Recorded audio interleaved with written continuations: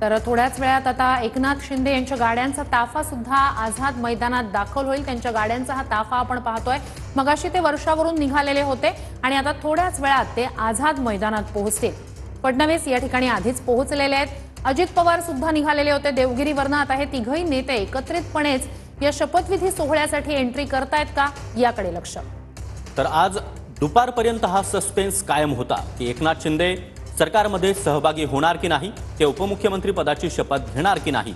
मात्र काही वेळापूर्वीच स्पष्टता झाली। एकनाथ शिंदे हे देवेंद्र फडणवीस यांच्या नेतृत्वामध्ये देवेंद्र फडणवीस यांच्या सोबतच उपमुख्यमंत्री पदाची शपथ घेणार आहेत। राज्यामध्ये पुन्हा एकदा एक मुख्यमंत्री आणि दोन उपमुख्यमंत्री असंच हे सरकार आपल्याला पाहायला मिळणार आहे। तर आझाद मैदानावरील ही दृश्य आपण पाहतोय। अमृता फडणवीस या आस्थेवाईकपणे सर्वांची चौकशी करतायत, प्रत्येकाच्या शुभेच्छांचा स्वीकार त्या करताना दिसतायत। नक्कीच आता सगळ्यांनाच खरं तर प्रतीक्षा आहे की ज्यांचा शपथविधी या ठिकाणी पार पडणार आहे त्या तीन महत्त्वाच्या मोठ्या नेत्यांची।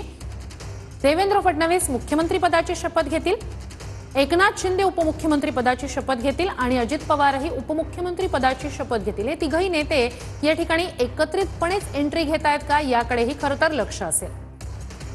एक धोरणी, मुत्सद्दी, मृदुभाषी, त्याचबरोबर मनमिळावू आणि तितकाच कठोर असा हा राजकारणी अर्थात देवेंद्र फडणवीस यांची ही ओळख। आणि आपल्या 2014 ते 19 या कार्यकाळामध्ये जलयुक्त शिवार असेल, त्याचबरोबर मराठवाडा वॉटर ग्रीड प्रकल्प असेल, समृद्धी महामार्ग असेल, मुंबई मेट्रो असेल, अशा अनेक महत्त्वाकांक्षी प्रकल्पांच्या माध्यमातून देवेंद्र फडणवीस यांनी आपल्या कामाचा ठसा उमटवला आहे।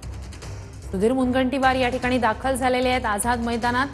काही नेते चंद्रकांत पाटील असतील, आशिष शेलार असतील, हे आधीपासूनच या ठिकाणी उपस्थित होते। सुधीर मुनगंटीवार आता आझाद मैदानात दाखल झाले। तर एक नेते या ठिकाणी पोहोचायला सुरुवात झालेली आहे। आपण पाहतोय की अनेक दिग्गज, अनेक मान्यवर या ठिकाणी पोहोचतायत। भाजपचे नेते असतील, शिवसेना, राष्ट्रवादीचे नेते, त्याचबरोबर अनेक क्षेत्रातील मान्यवर देखील आता आझाद मैदानावर पोहोचतायत। तर अमृता फडणवीस यांच्याकडून उपस्थित मान्यवरांची विचारपूस केली जाते, त्याचबरोबर अनेकांच्या शुभेच्छांचा स्वीकार देखील त्या करतायत। तर आता सगळ्यांनाच प्रतीक्षा आहे ती म्हणजे तीन महत्त्वाच्या नेत्यांची ज्यांचा शपथविधी आज या ठिकाणी पार पडणार आहे। तर एकनाथ शिंदे यांचा हा ताफा आता आझाद मैदान परिसरामध्ये दाखल झालेला आहे। काही वेळापूर्वीच देवेंद्र फडणवीस आझाद मैदान परिसरामध्ये पोहोचले आणि आता एकनाथ शिंदे हे देखील आझाद मैदान परिसरामध्ये दाखल झाले आहेत।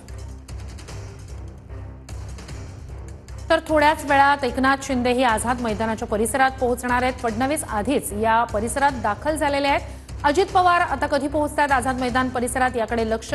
आज मुख्यमंत्री म्हणून देवेंद्र फडणवीस तिसऱ्यांदा शपथ घेणार आहेत। तर एकनाथ शिंदे उपमुख्यमंत्री पदाची शपथ घेतील आणि अजित पवारही उपमुख्यमंत्री पदाची शपथ घेतील। हे तीनही नेते जे एकत्रितपणे महायुती म्हणून विधानसभा निवडणुकीला सामोरे गेले आणि घवघवीत असं यश मिळालं।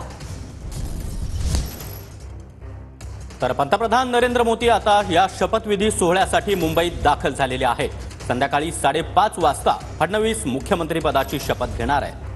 आझाद मैदानावर महायुती सरकारचा हा ग्रँड शपथविधी सोहळा पार पडणार आहे। नवनीत राणा दाखल झालेले आहेत शपथविधी सोहळ्यासाठी। दुसरीकडे पंतप्रधान सुद्धा या शपथविधी सोहळ्यासाठी मुंबईत दाखल झाले।